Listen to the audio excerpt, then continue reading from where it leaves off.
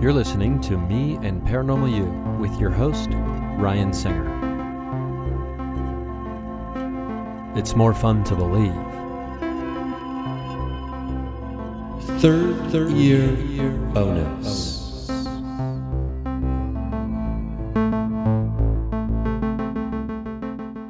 And we're off and running, everybody. Thank you for listening to another third-year bonus of Me and Paranormal You. This is your buddy Ryan Singer. I am coming to you live from Los Angeles. Not live, but pre-recorded. I am recording this without the video, but it'll still be on YouTube, so it'll just be kind of a title card. But because there's something new and fresh and different that well, fresh, I don't know about that. I mean, who said fresh? Well, I guess I said fresh. I want to try something here. Today, tonight, this morning. What I'm going to do is I have exported the audio of what I'm working with for episode 1 of the paranormal investigation series, The Bridge, which I started filming last October, or actually before that, at Poasttown Elementary School. And the investigation is going to start going to new and different locations, but for the purpose of, I don't know, not posterity, that's the exact wrong word, but for, I don't know, I'm not trying to be secretive with this project, I guess is what I'm saying. So the project is going to, kind of be out there as a living organism as it takes shape. That's the goal. There's a lot of secrecy when it comes to production and things like that, for obvious reasons when there's money involved. This is a series that I'm making myself out of pocket and with a little bit of financial help on the initial investigation night from Blonde Medicine. But most of, and all the editing and all that, I'm doing all the editing. I've got some music here that is going to be used. I believe this will be the version that's used in the actual series. But things change. The music was provided by Dan Couture, so big shout out to Dan. Dan has provided some early music tracks for the title sequences and things like that. So, and I'm just really digging the music that Dan's making.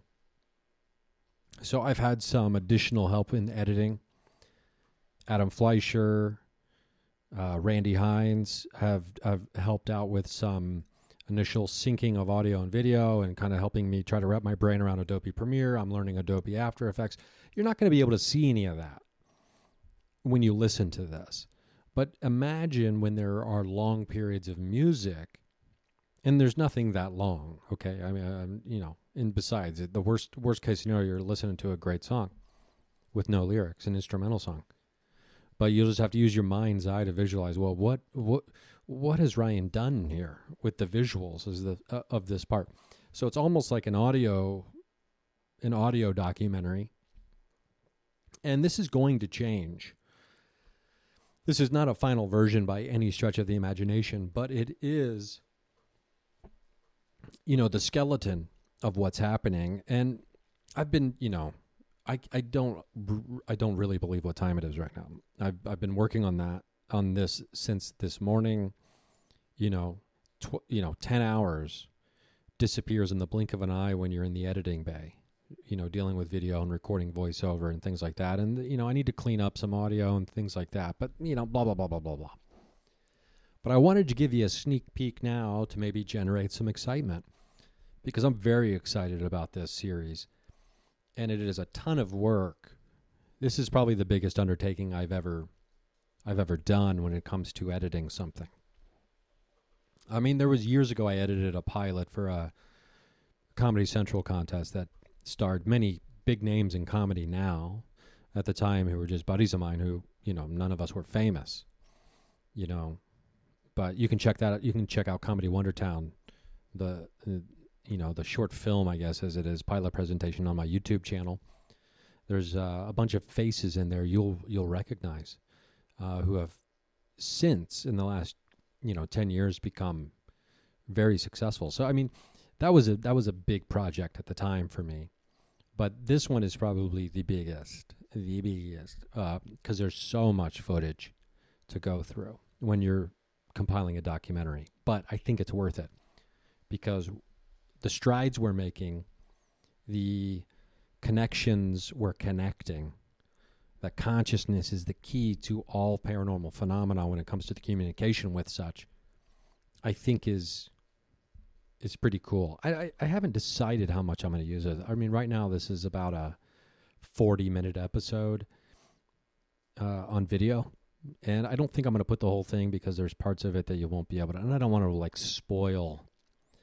I don't want to spoil the big things in the first episode because the first episode, I'm telling you, it has some pretty remarkable evidence for the existence of paranormal phenomena, and I don't want to spoil that. But maybe I will. I mean, I don't know. Maybe you'll still watch it even if you've heard it already.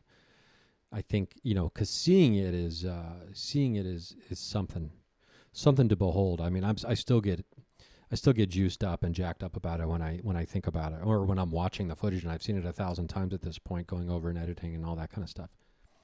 So The Bridge is the name of the series, and whether it's self-explanatory or not, we're trying to create a bridge between the high strange and the familiar. We're trying to show that there's a bridge between all paranormal phenomena and ourselves, and that bridge is consciousness. We're trying to bridge the believable and the unbelievable, the paranormal and the normal, all that stuff. And so The Bridge just kind of works as a perfect title, in my opinion. And it was a title that came out organically during the investigation in a moment of pure joy I was experiencing and describing what we'd witnessed. So I guess we'll just kind of let you get into it and see if you enjoy it. I think you will, and it's unique and it's a different thing than the typical 30-year bonus or the typical experience that I post here. And I think you're going to like it. And thanks again to Dan for the music. You're going to hear that here in about 1 minute. You're going to hear what I said is I kind of wanted like a dirty Americana vibe, right? I didn't want the standard paranormal fare necessarily, but something like kind of like a dirty Americana kind of roots, bluegrass almost kind of thing, but dirty, electric. So I think he's nailing it. So let's just do that. And then at the end, maybe I'll just jump in and say thanks for listening. And I'm not sure how far it's going to go, but you're going to get a good chunk of it. You're going to get a pretty big chunk of it. So let's let you have a taste of The Bridge. This is episode 1. I don't have a name for the episode yet. I think I'm playing with the idea of doing alpha, beta, things like that, but I don't even know what C is, alpha, beta, and gamma. I don't know. People don't know the Greek alphabet well enough to know, which episode is which. So maybe it'll just be episode 1, and maybe we'll call it The Enlightening. I don't know. I kind of like that. So here you go. Here's a sneak peek preview of a rough draft, but it's audio only, and I think you'll recognize some of the voices as old buddies who have been on the show. I think you're going to enjoy it. Here's The Bridge, episode 1, rough draft, audio only.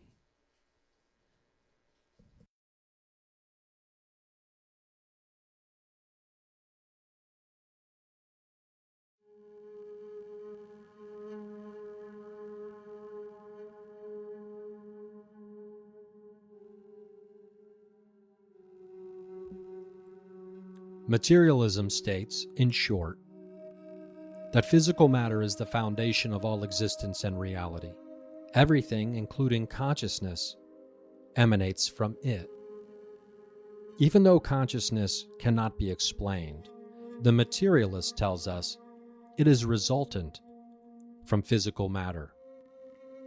On the other hand, idealism states, in short, that consciousness is the foundation of all existence and reality, or rather perceived reality. My name is Ryan Singer, and I, my friends, am an idealist.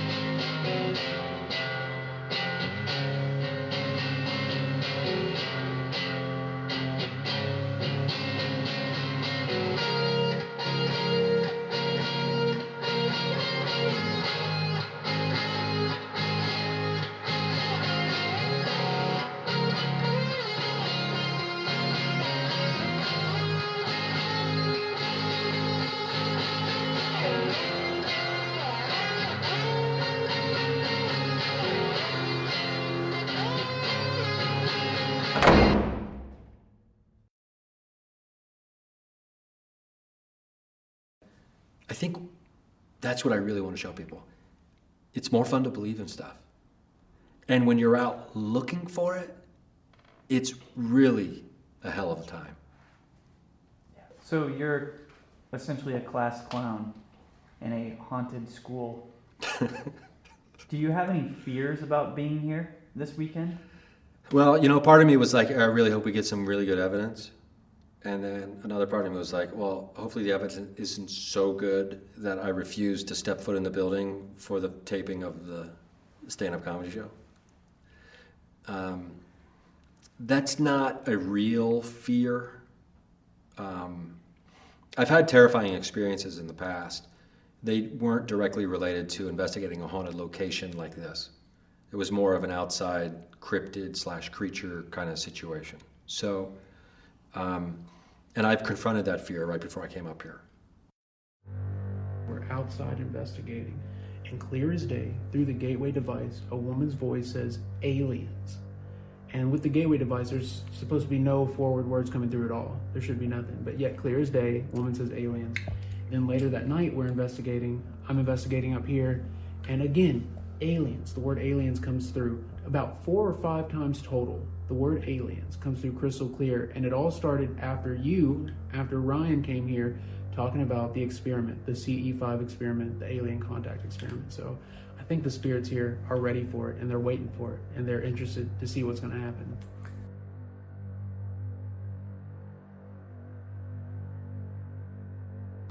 You mentioned that twice. Yeah, we were talking about CE5 Right and Now he's gonna mention it again. a little bit of water on the floor, but that doesn't make a bang. Yeah, so that's the water, dripping off of the, but that's not gonna make that kind of noise. What's the thing, CD5? The CE5 protocols were developed by Dr. Stephen Greer. Essentially, the protocols tap into human consciousness through meditation and intention to manifest close encounters of the fifth kind with extraterrestrials.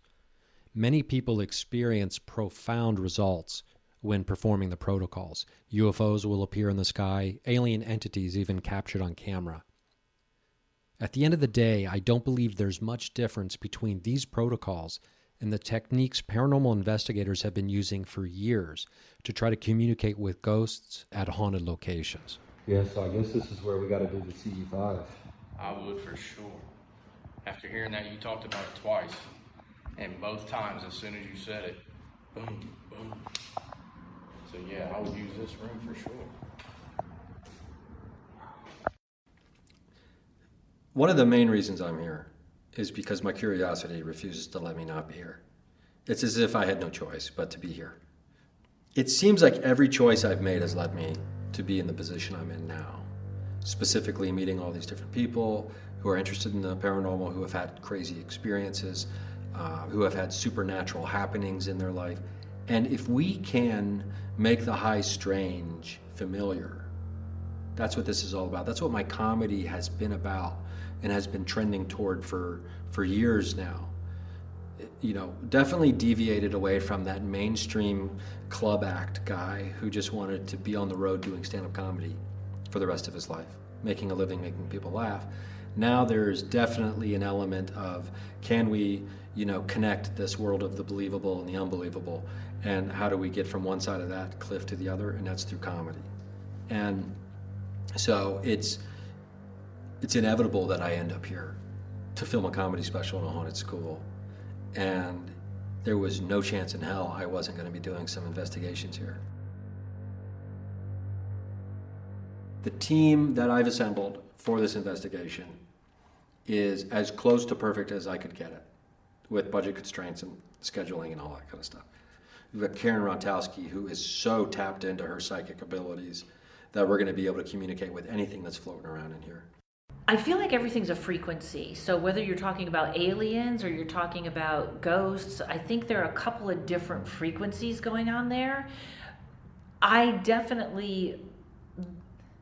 have lately been seeing things when I close my eyes and go to sleep that are not either ghosts or demons. They're elementals, they're strange spirits, they're all kinds of, I guess they said the Navy or the Army, whoever was doing investigations on UFOs, they found something like 360 different types.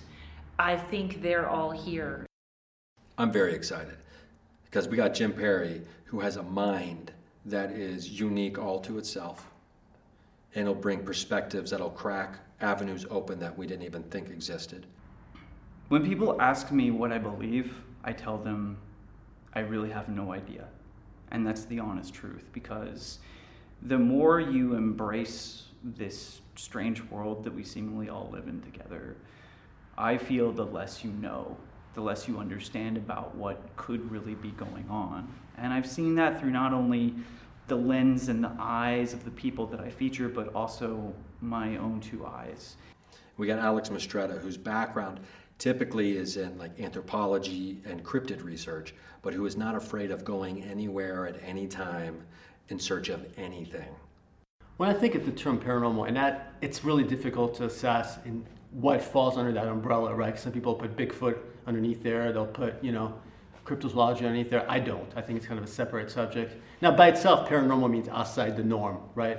So that said, I do believe, for example, ufology and, ghost, poltergeist, life after death, whatever, falls under the paranormal umbrella because there's some kind of connectivity between a lot of these events on some level.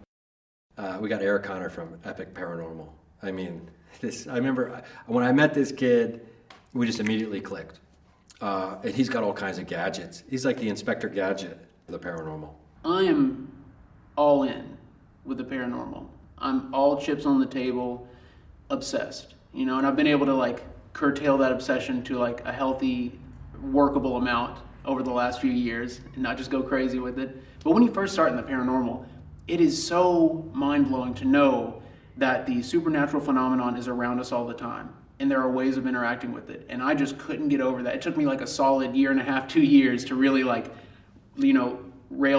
that in and get moving with it.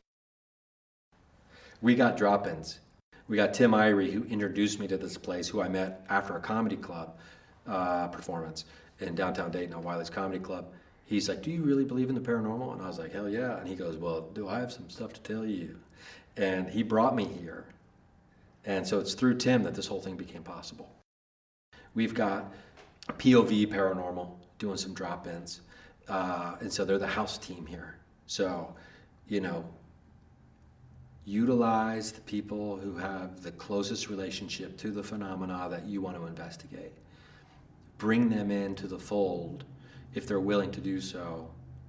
So you can just skip ahead. It's like you skip the first 10 chapters of a book you're trying to read. Personally, I feel as though there is some residual activity here, which is, as you know, no matter how hard we try to communicate with it, there's no communication. It's just almost like a recording over time. It just keeps repeating itself. However, I had a preacher use an analogy for me, which caught me off guard. A Christian preacher came up to me and said, "I find what you do interesting." He said, "How do we really know what heaven and hell is?" He said, "What if some of these spirits that you're communicating with, some of their happiest moments in their life was at that location, and that makes up part of their heaven. So some of the children that were here, some of their happiest moments was here playing on the playground, Right. playing in the gym, and then maybe their family has a favorite vacation spot. So it's like they go to these different locations, so they're not really trapped here at the school. But I feel as though there's a lot of playful energy here. We don't think there's anything like demonic. We've never ran into that kind of energy. Now, malevolent, yeah, you could say that, but not like to the point where it's going to hurt you. You know, to the point where like, get out of my space kind of thing. You know what I mean? And then you're done. But nothing to where it's like it's going to hurt you. And the more I've learned about the paranormal from watching all the groups that's been through here, it's more peaceful than it is scary to me. I've had 4 physical, I don't want to really call them attacks, but confrontations with spirits here. And it's always in my sleep. It's always when I'm by myself, and it's got so bad that I have cameras that film me sleeping. And 2 of the things that's happened to me, the only way we caught anything happening was from the cameras. Because I'd like wake up the next morning, like, what happened, you know? And there's, you know, the one video's got 4 holes in my forehead, and another one shows it throwing me out of the bed, another one shows it throwing deep hands on me. And I don't know what does it or why, but it's not, nothing here feels threatening to me. You know, if I lived anywhere else and something like that happened, we pack our stuff, honey, we're leaving, you know, because it should scare me or something. I don't know. One of the most fascinating aspects of Post Town, it has a very ready or not, here I come attitude. It doesn't wait for you to officially start your investigation or open a line of communication. When Post Town wants to talk, it talks. And all you can hope for is that you're there and you're ready to listen.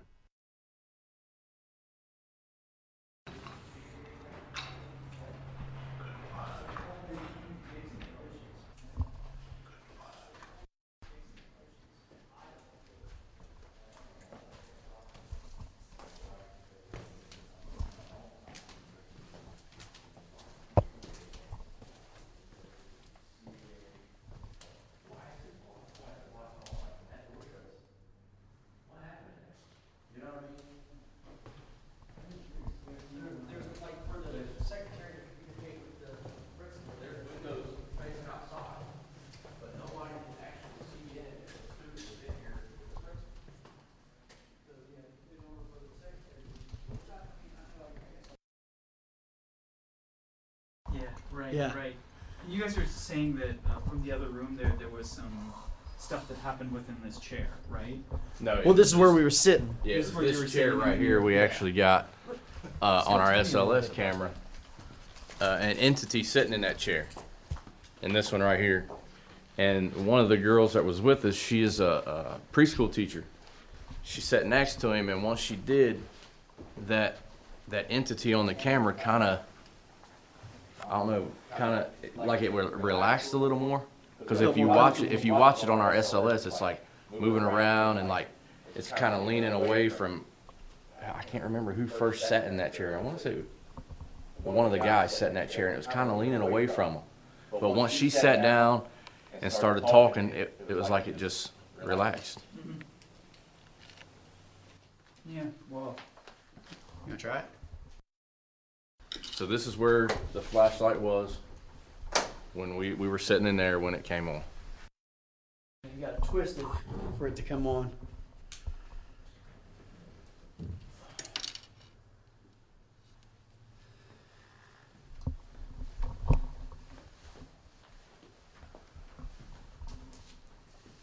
Amos, we got some friends here with us today. We've told them a little bit about you. Can you show them how you turn that flashlight on? Let them know you're here.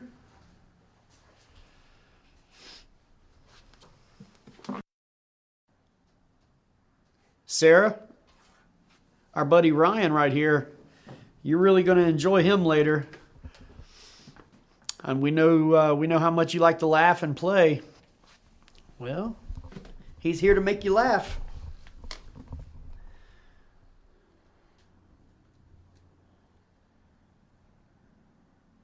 Can you come over here and say hi to Ryan?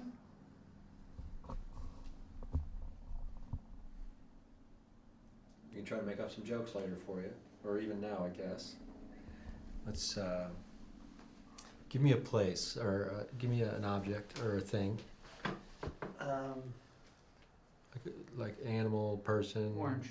Orange. Okay, give me a location. Playground. It's like really bad ghost improv. So there's an orange on a playground, but the other fruit didn't want to play because they said that it didn't have a peel.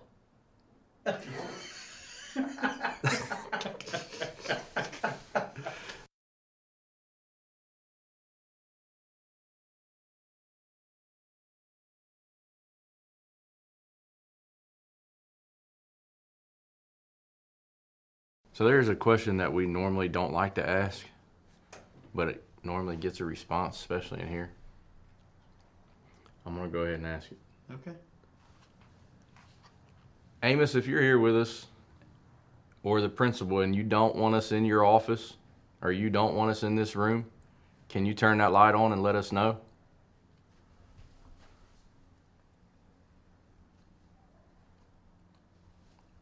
You turn that on and we'll get out of here. We'll get out of this room.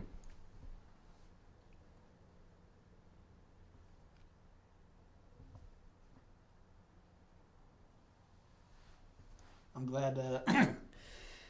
It's kind of a mix, you know. It's like you want that to happen, but with that question, it's like, you know, if you get activity, you want to stay there. Yeah. But it's like, oh, you got to respect them, and if they want out, If you want us to stay, don't turn the light on.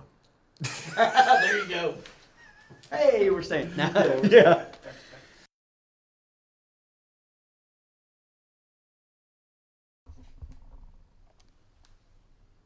Nope. Sound like something moved out there. Yeah. Well, we actually do your footsteps in that hallway. But Sarah, if you're standing out here, you can come on in here. You're not going to come into the principal's office to get in trouble or anything. Just come in here with us. When you did that, I really felt like there was a child following you into that room just now. I felt Really? like I was going to see Like- a full-bodied Like, child. I got goosebumps. As you turned and walked back in, it felt like, you know, like how kids are little barnacles on Yeah, people's yeah, legs. yeah. That's the blinds in here. Sarah, honey, if you did come in here with us, which we believe you did, thank you for feeling comfortable to come in here. Like we said, you know we're not going to bring anybody in here that is going to try to make you leave or hurt you in any way. Still got goosebumps. A little bit. It chilled me up. Yeah. I'm glad you said that because I didn't know if it was just me feeling that way. Yeah, and I know, and Sarah, I know you don't know me, and I know there's a lot of people in this room right now with a lot of stuff going on you don't know, so maybe we'll just take about 30 seconds, deep breaths. Try to relax the energy in here a little bit if it'll make you more comfortable to feel more comfortable in here.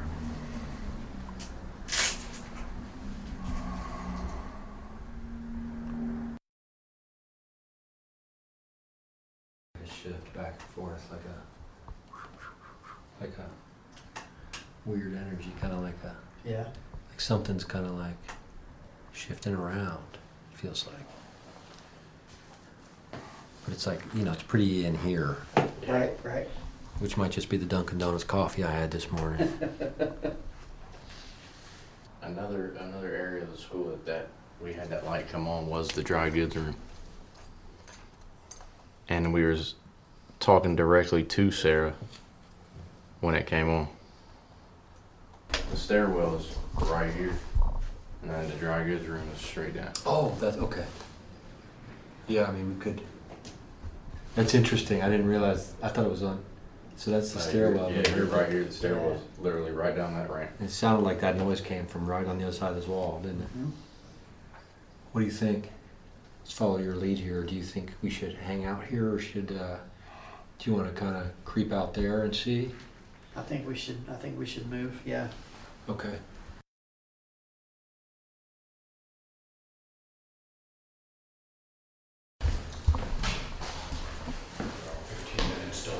Man, there's lots of stuff in here that could have made a noise too, you know, like if it was just slightly moved.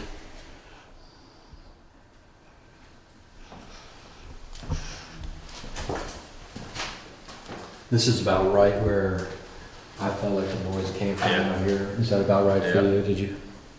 Yeah, definitely down this way. Is Brian already down there? Yeah. That's scary.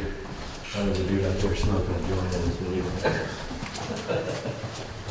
So this is where we walked in that day with Eric and the screen right here. Oh, okay.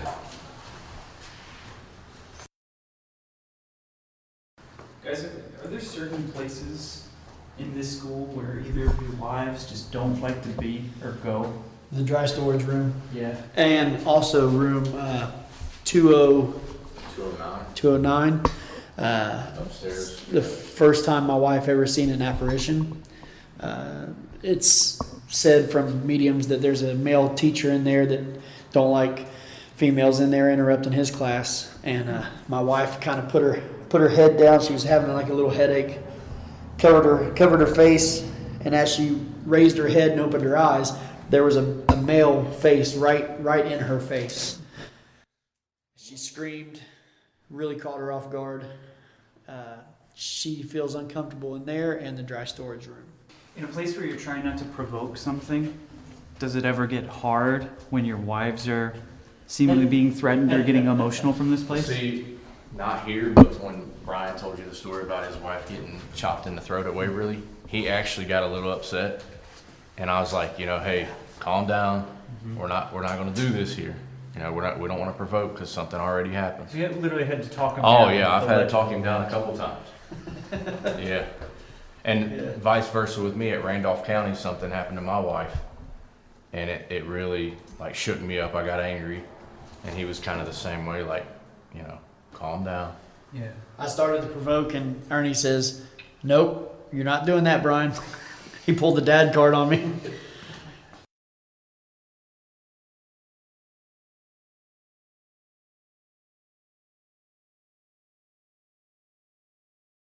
So this is actually the area where Sarah fell from right here. Straight down. She didn't die here, but she died a few days later from complications, unfortunately. But again, we use that analogy is she had her happy moments here, and that's why we think she's here, because she did have good moments in the school. But then also the sudden tragedy that happened, I feel as though could hold that energy. Like I said, we've heard people claim to hear her scream, the scream coming from this area, and I've actually heard it one time, and it is just bone chilling.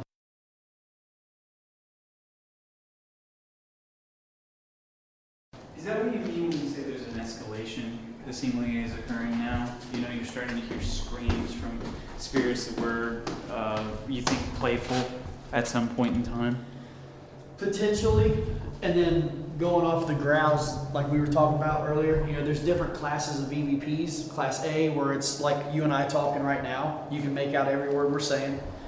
Class B is a little more muffled, but you can still kind of make it out. And then Class C is just garbled, just you can't understand a word they're saying. Sometimes I wonder if some of those disembodied voices we hear isn't just maybe like a Class C disembodied voice. So it's not actually a growl. It's just them trying to say something, but they can't manifest the energy to actually speak clearly. That's So it interesting. comes out as yeah. I don't know. Just another theory, you know what I mean? Yeah, it's like one of those things too where I've always wondered, well, if I play this backwards, when I hear something. But then it is interesting because, I mean, in life we all have different, like, enunciations and pronunciations or whatever. So it. That's gotta be. That's gotta be good.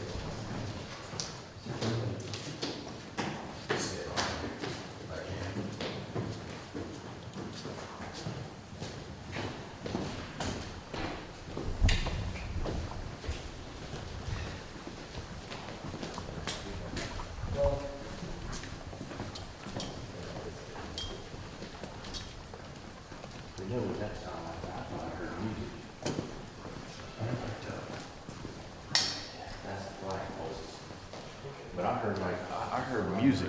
Did anybody else hear that? Music. Yeah, I heard music. It's almost like But you know, the funny thing is, we walked by the music room. The old music room was the dog. see, I don't hear it now.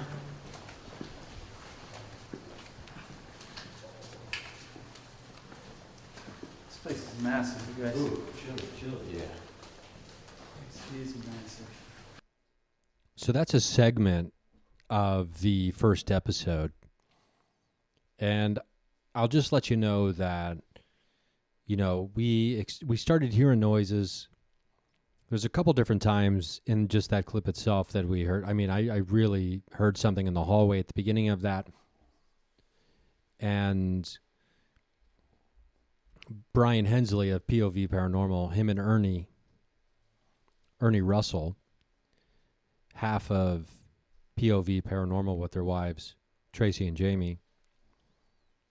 When Brian walked back in, he checked out in the hallway to see if where the noise came from. And when he walked back in the room, I mean, I really felt like I was going to see a kid follow him in. There was a real presence, a heaviness or an energy that seemed to be attached or close by when he walked back in the room. It was pretty fascinating stuff. And then we go to the famous stairwell where Sarah fell and then later died, allegedly. And then when we're up at the top, we hear this weird noise. And I feel like you can kind of hear it on the recording here. It's like a high-pitched noise that you can hear when I'm talking. Too bad I talk too fast, or you may have heard it better. And then we just kind of walk very quickly down to this hallway. And then towards the end there, you hear me say, "Ooh, chilly, chilly." Because I'm drawn into one of the classrooms. And once we go into that classroom, things went bonkers.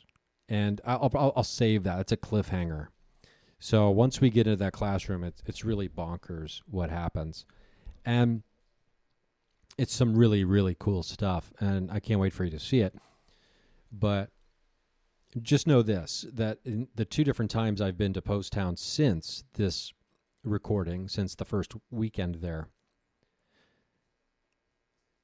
I experienced things both times. And, Post Town definitely does not disappoint when it comes to the level of activity or giving you something. And I've talked ad nauseum probably about the confirmation of who we were communicating with in the Sirius Dog Star system from the last trip with Matthew Jackson. I haven't even had time to go through any of that footage yet, really, other than checking it out to make sure I had it, right? I haven't had the time to go through the rest of that to hear at the EVPs. And I don't know if you heard at the very, very beginning, there's an EVP at the beginning of this. And it's repeated because I repeated the clip. So if you go back and listen, you'll hear a whisper that starts at the very beginning of this, which is, and I've talked to Dave, I've talked to Alex, that they were the crew, sound and film. Neither one of them, I have confirmation, neither one of them were speaking at the time we pick up that very, very clear EVP, at least to me. And I won't tell you what it says. I'd like to, hear from you if you hear what it says. But for me, it's very, very clear what it says, or who says, or whoever says something It's very clear to me. So there's that as well in at the very beginning of this. Now, I don't know where it goes. I know that, Mount Shasta, Joshua Tree, some other places are on my agenda, and I want to send out love to Ed Brown and Claudia Ackley while I'm at it. You know Ed and Claudia from the program. They used to live in Lake Arrowhead.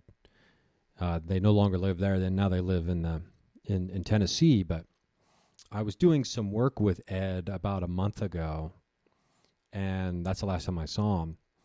And I've got bad news, but I got good news. Ed suffered a major heart attack on a flight from Maui or from Hawaii back to the mainland, and they had to turn the plane around.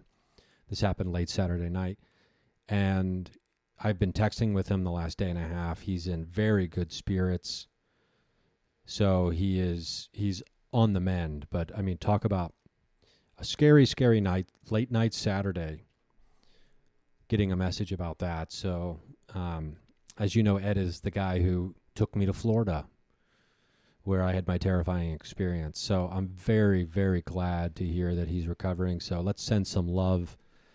Let's send some recovery energy to my friend and yours, Ed Brown. We love you, Ed.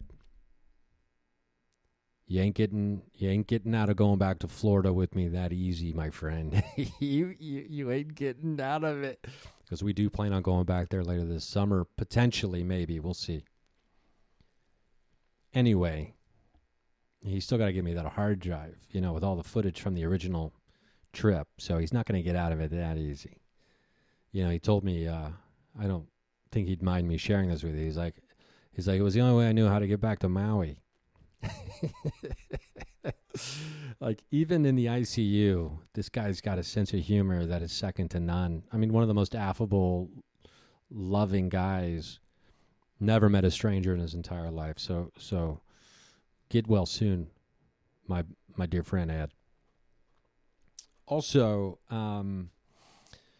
if you've got any, I don't know, suggestions or ideas, or you think you want to in some way, contribute to the bridge, I'd be happy to hear from you. So let me know.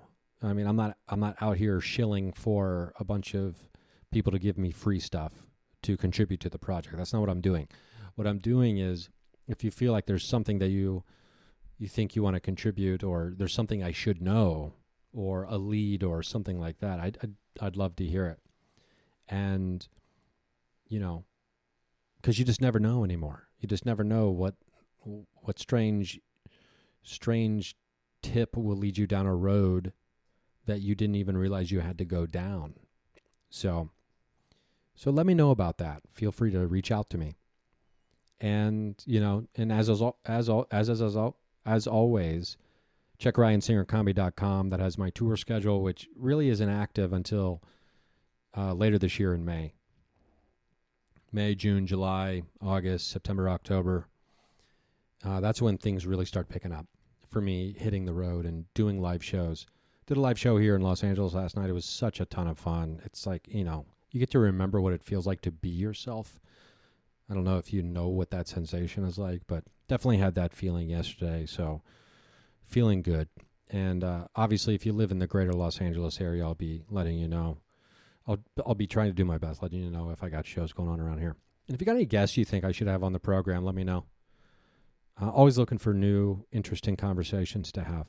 So, and just a reminder, download Crystallize. Android, iPhone, write a 5-star review, send me a screenshot, get entered to win. We've had 4 winners already in our giveaways. We're looking to give away stuff. All you have to do is write a 5-star review, screenshot that bad boy, and email me at ryansingercomedy@gmail.com, and I'll get it. So, cool. Appreciate that. The app hit over 20,000 downloads recently. We're very excited about that. We've got 100 new crystals we're adding to the brain very, very soon, as we also improve the efficiency of the original 100 crystals that are already in the brain. We have a friend, Monique, looking through cleaning up the photos for us, and she found a piece of asparagus. A photo of asparagus was in one of the crystal folders. And it's just like, what? What? How'd that get in there? I don't know how a piece of asparagus, a photo of an asparagus, got in the raw copper folder. It's like, what are we even doing here? You know what I mean? It's too ridiculous to not be funny. Anyway, if you have crystallized, take a picture of a piece of asparagus and see if it comes back as copper. I'd love to hear that if it did. Anyway, so yeah, the app is undergoing great changes here in the future that we're very excited about. Very soon, we're going to be connecting you with a seller of ethically sourced crystals. Now, that is the long-term big vision of this app, is to be able to connect you with all things ethically sourced crystals. So we're headed in that direction very, very soon. And, I got to get some of the fundamentals of the actual app itself